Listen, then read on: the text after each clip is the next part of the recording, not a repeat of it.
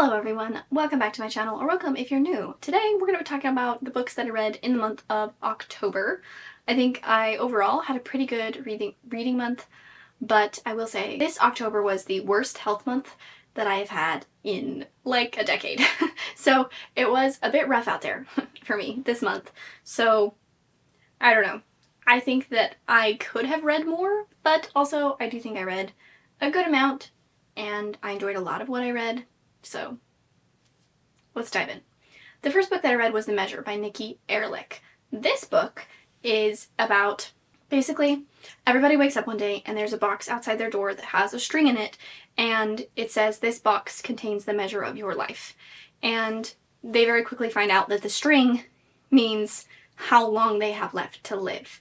And so this is just kind of a dive into a group of people who live in New York City and how they react to their strings.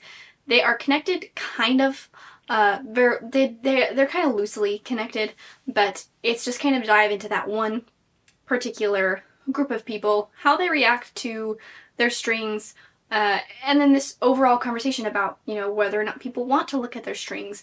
Should people be treated differently based on their string length?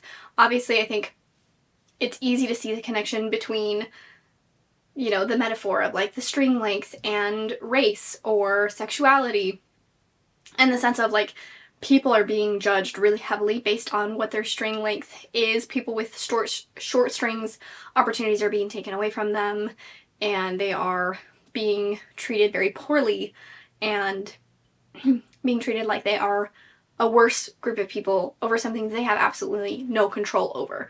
And so I think there were some really good conversations to be had about how we treat people and our prejudices, and if we allow prejudice to run our lives, if we can take a step back and not let it affect us. One thing that I really enjoyed, one aspect I really enjoyed in this book is one of the characters has a problem dating someone with a short string.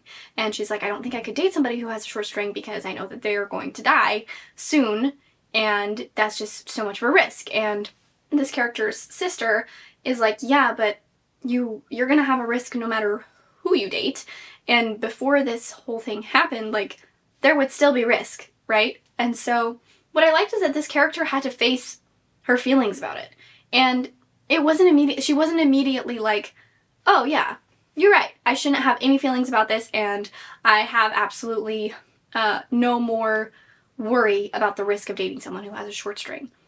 But she actually has to really grapple with it, and kind of, at first she's like, no, I'm just not going to. She has to make that decision and kind of go through some hard consequences of her feelings. So I think that that is a very important conversation. I really, really enjoyed this book. I think that it could be compared to like How High We Go in the Dark or Station 11 even, just kind of these books that are exploring a small group of people dealing with a situation and how they handle it, and I really, really enjoyed it. The next book that I read, I unfortunately did not enjoy, and that was Tortilla by John Steinbeck. This is the 5th John Steinbeck that I've read. Hold on, let's see. I've read Grapes of Wrath, East of Eden, Cannery Row, Of Mice and Men, and Tortilla Flat. Am I missing one? No, I don't think so. So this is the 5th John Steinbeck that I've read.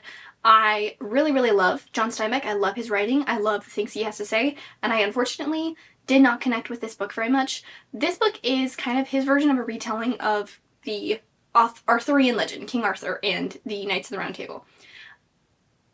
I have a hard time seeing that connection, and I mentioned... Oh, you know what? I mentioned it in the video, but the video is not out yet. Stay tuned. In an upcoming video, I will be reading some of these books and talking more in depth about my thoughts. But something that I've been thinking about is, like, I'm not sure if I'm missing some context here, and so I'd like to do some further research. I haven't done it yet, obviously, but I don't know. I think maybe I'm missing the point, or maybe I just didn't enjoy it, and that's okay too. I still love John Steinbeck. This does not deter me of my love of John Steinbeck, and I will keep reading his works, but this one just really fell flat for me. What's interesting is, like, in all of his other works that I've read, I've really cared about the characters, and his characters felt so real, but in this book, they felt much more two-dimensional and much less like real people, and I had a hard time connecting with them and rooting for them. And then the plot is very meandering, which a lot of his plots are, but because I didn't have that character connection, I feel like I had a harder time connecting to the book overall as a whole. So yeah, unfortunately I just didn't like Tortilla Flat that much, but I will continue to read John Steinbeck and maybe do some more research about this book in particular, and I don't know, maybe some of its history and its context, because I feel like I might be missing something about it. The next book that I read was A Desolation Called Peace by Arkady Martine. This is the sequel to A Memory Called Empire. I read A Memory Called Empire early this year and I really liked it. In this book you are following the same main character as the first book, and there are some other perspectives thrown in there as well.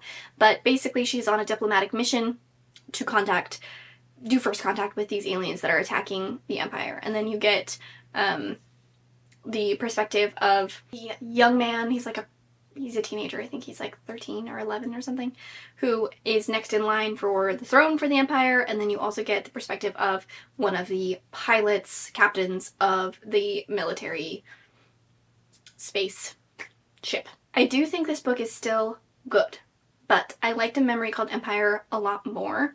This one, I feel like the pacing was a little bit slow, and in the first one, the pacing was also a little bit slow, but I think that a lot of it was like kind of intense world building, and so the slower pacing didn't bother me as much because I was trying to keep up with understanding how the world worked. And so I was expecting, and maybe this is wrong, I mean I have this expectation, but I was kind of expecting to, because we're in the second book and because we understand the world and we know what's going on, for things to be a little bit quicker, because you already have all this context from the first book, right, of like how everything works. But the pacing was pretty similar in the sense it was like a lot slower, and there were some things that I was like, do we need to be here? And I will say sometimes when the perspective shifted, I was like, okay, I don't want to know about this right now. I want to be with these people because this is where the action and the intense stuff is happening, and I want to know what's happening. Most of the time throughout the book, I did enjoy each perspective, and I wanted to know what was happening in each perspective, but there were a few times that I was like, okay, let's move on. And then the other thing that I really didn't like about this book was the sexual nature of it. There is a open door sex scene. I just skipped past it. Personally, I do not like to read spice of any kind. It's not my thing. No judgment to you if it's your thing. It's not my thing. So that's something that really makes me not like a book. And here's the thing. I understand that it can be a tool, right? It can be a tool to show a relationship and to understand, to progress a plot, to progress the relationship. I get that. But I do feel like a lot of the times it is unnecessary. And for me, in this book, the actual scene was, I understand it was progressing the plot, it was progressing the relationship.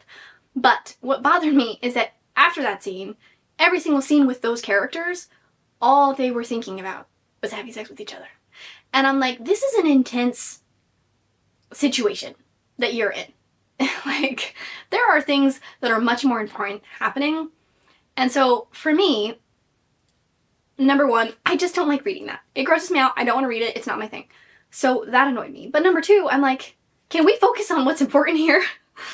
We got things to do. We have things we need to accomplish. Stop thinking about that and get to work. Like, for me, it just felt a little bit, there was some dissonance there between the tone from the rest of the book and the intensity and the stakes. Like, the stakes are high in this book. And then all of a sudden, the stakes felt a lot less high because all of the characters were focusing on was this sexual relationship with each other.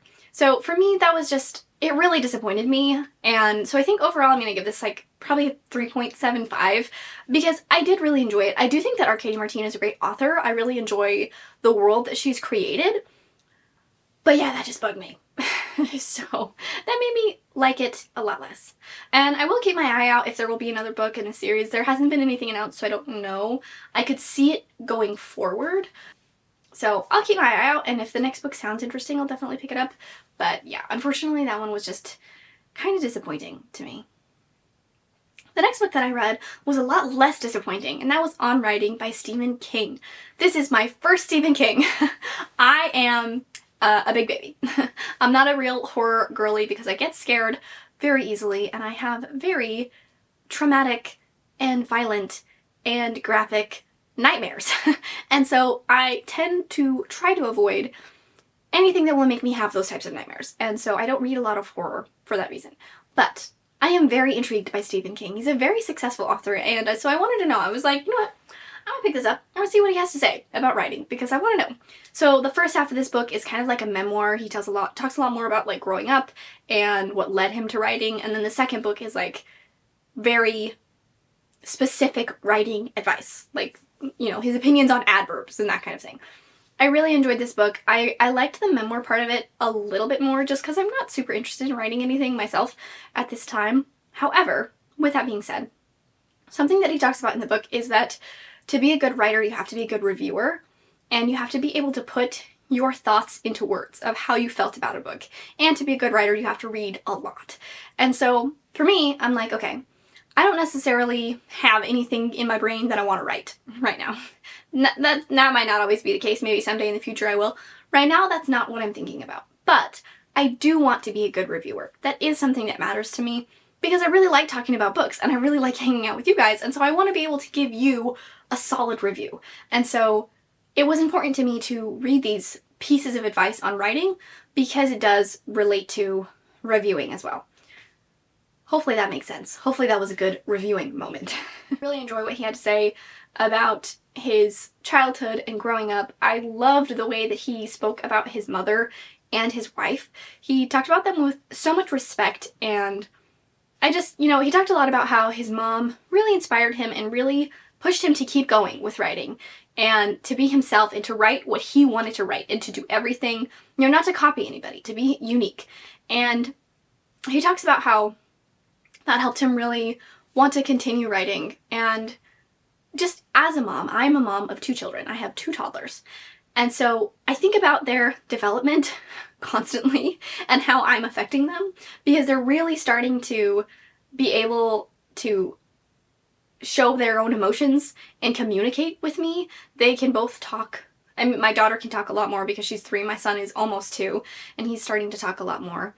And so it's just like, I think about all the time, how am I affecting them? How are the things that I'm saying to them affecting them? Am I being a good mom? Am I encouraging them enough? Am I teaching them to be good people?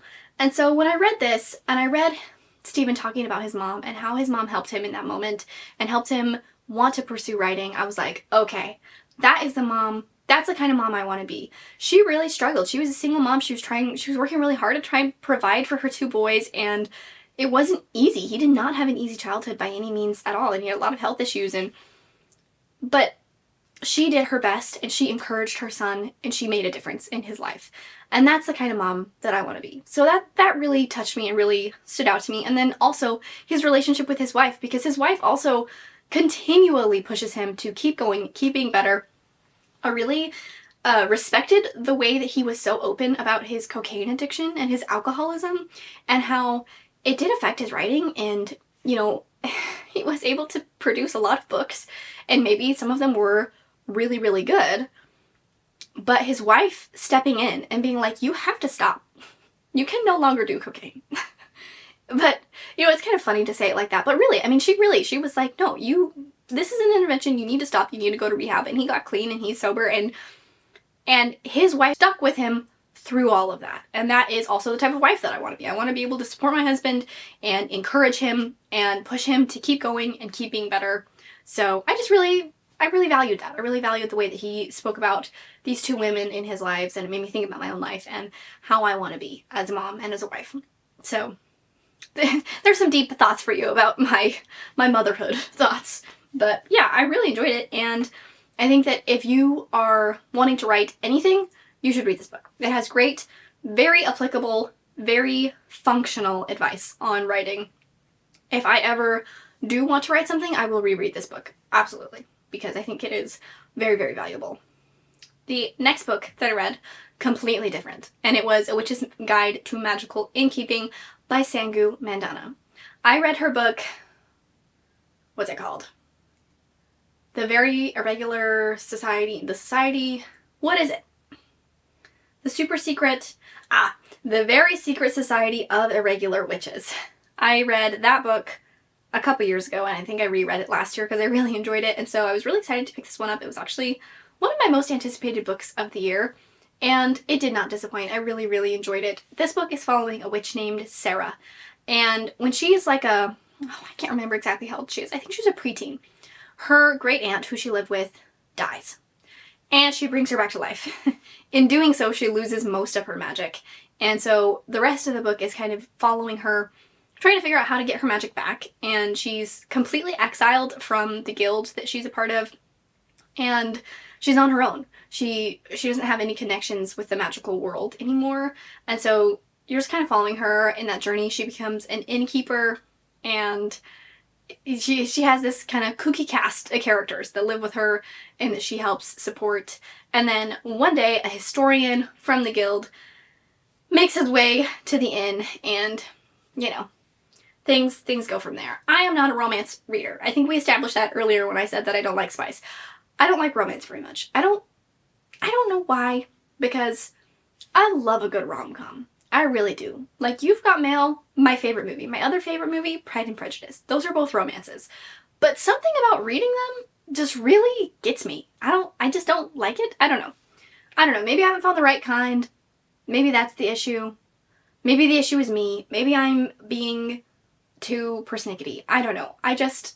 I'm not a big romance girly, but I loved this book, and this, I think you could say, is like a cozy romance. Cozy fantasy romance. It's not romantasy, though. I want to make that clear. I go very deeply into my thoughts in upcoming videos, so stay tuned. Subscribe so that you don't miss that video. I don't want to go too far into my thoughts right now, but I did really, really enjoy it, and I think that it was very fun, very cozy. It had great messaging, and I loved the idea of basically that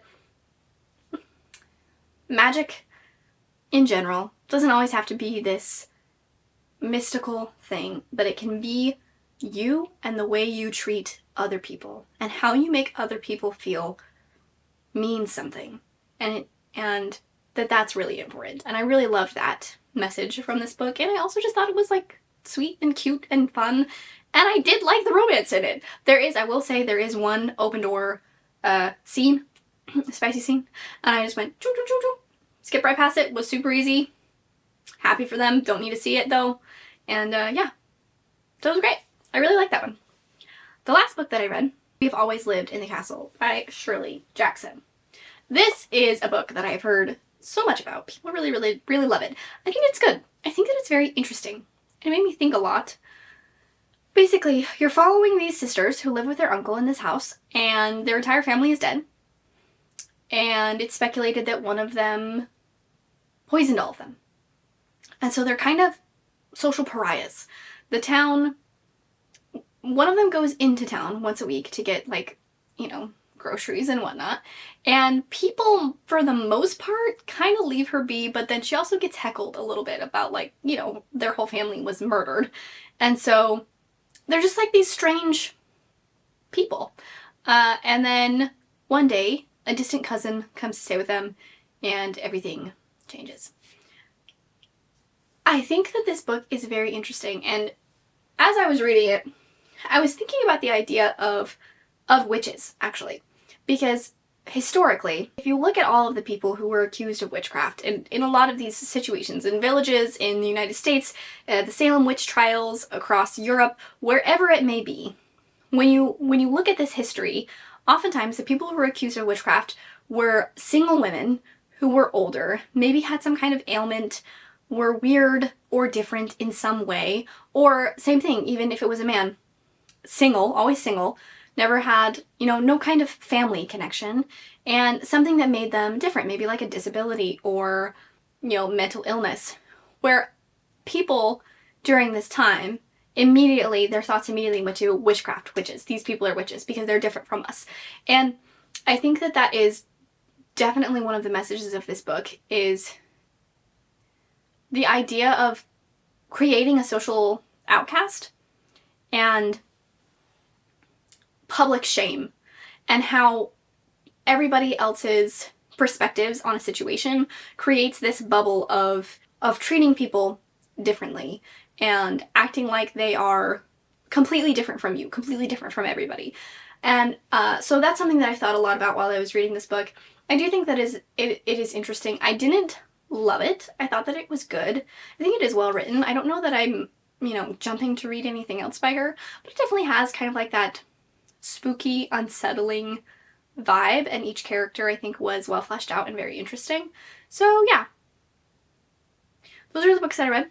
I think it was a fairly good reading month. I've got a bunch of books waiting for me on my Kindle. I keep checking too many books out from the library. I think because the suspend hold thing with Libby is throwing me off a little bit. I do think that it's a good system, and I do think that it's, I think the reason they did it is a good reason, because basically it's like they want to make sure that people who are going to read the book right then are the ones who get the book. And so, you know, if you're not going to be reading it, it does make sense to suspend a hold. But then sometimes I'm like, well, maybe I'm not ready to read it right this second, but I will be in 2 days. So I'll just check it out right now. And so I keep checking out too many books, and that's a me problem. I'm excited for more reading in November. I'm hoping that I feel better this month and I'm able to accomplish more in general and feel good enough to do more reading. But yeah, let me know, what was your favorite book that you read in October? What was your least favorite book that you read in October? Tell me why. Let me know in the comments, and I'll see you guys in the next one. Bye!